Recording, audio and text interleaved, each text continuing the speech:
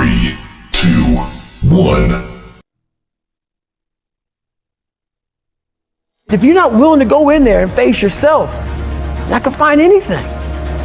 You're gonna live right here on surface, man, right here on surface.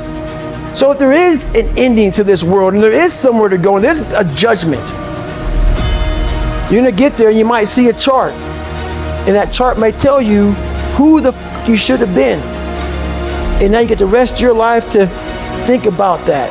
Man, I could have lived a much better life if I just would have just suffered a little bit more. If I just would have went in that and realized I had so much more. But fear and the 40% and living here versus living here, being afraid, stop me.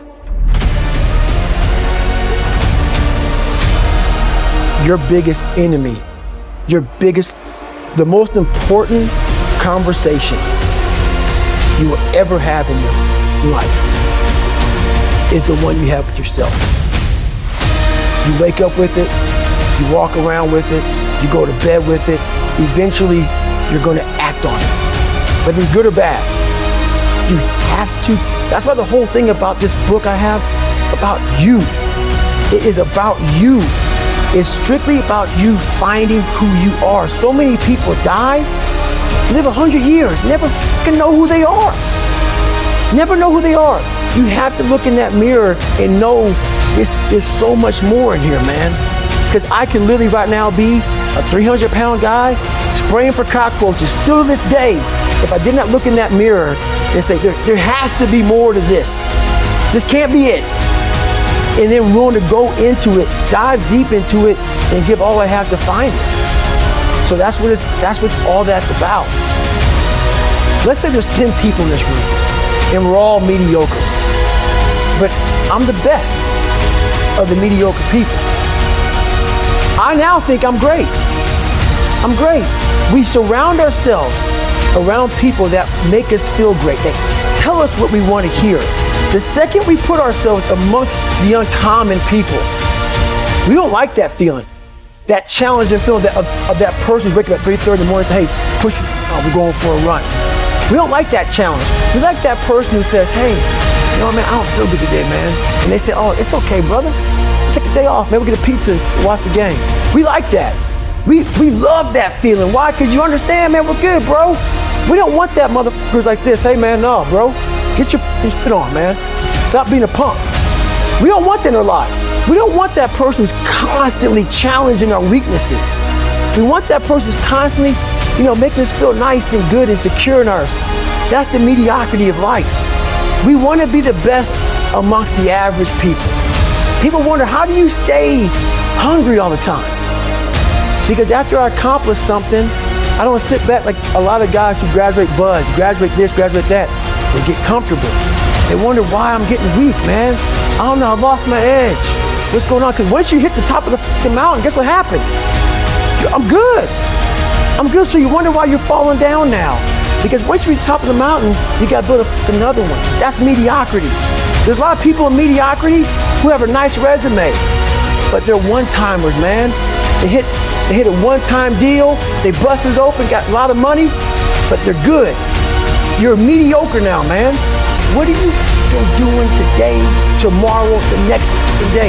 That's why I'm listening to theorists. I don't listen to all that bullshit. I listen to a motherfucker who's like this, man. What's wrong, man? I'm tired, dude. Why are you tired? Because tomorrow, I gotta do the fucking shit again, man. Whatever it is that made me nauseous and sick to my stomach, it made me hurt. There's no ending. And that's the person I listen to. That's the person who gained knowledge. You gain knowledge through suffering. And on the other end of suffering is a world that very few have ever seen. It's a beautiful world, because that's where you find yourself. You don't find yourself in over here. You find yourself on the other end. Like the 100-mile race I was on, I ran it for 24 hours. I found myself on the other end of that race. That 19 hours, I found, wow, there's a whole other world out here that I've never even suspected. The world's in your mind. And that's what all that mediocrity is about. The mind has the tactical advantage at all times. At all times of your life, the mind has a tactical advantage over you. Why is that? It knows what you're afraid of. It knows your insecurities. It knows your deep, dark lies. And it starts to push you away from that. It pushes you in a direction that is comfortable. The mind controls everything. So what I realized was that when I was growing up and I was 300 pounds and I got all fat, I got all insecure, I realized that my mind kept taking me in this direction. When things got uncomfortable for me, when I was facing my insecurities, I was facing my fears, my mind said, oh no, we got a tactical advantage. We need to get you, separate you from this feeling over your life. It's all about feelings. We want the happy feeling. We don't want that feeling of this sucks. If in that moment, you can answer those questions and you are now in charge of your brain versus your brain ruling you, that's where all that stuff comes from. So the 40% rule is all of that. You get to 40%, your brain says, done. Let's roll, man. This is going to get painful. This is uncomfortable. So you sit down. You have to figure out ways, and everybody's different. That's how the book kind of talks about, like we all have these things about, 5 steps to this and 4 steps to this. It's a lot more than that. That's all bull. It's a practice that you have. It's a habit. So if you know that at 40% I'm feeling pain. At 40% I'm feeling pain.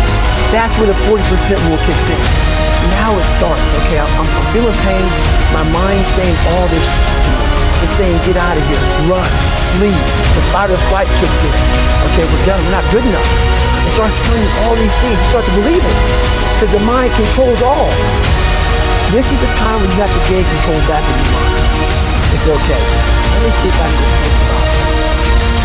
And once you start giving yourself more and more hope and start realizing, okay, the mind starts to be, okay, what are you doing? We're supposed to be going right and you're going left. You start then controlling your mind. Start finding more in yourself. And it goes from 40% to a lot further than that. So that's the start of it though. Get to the spot where your mind is saying stop. Wherever that is, you gotta get there first.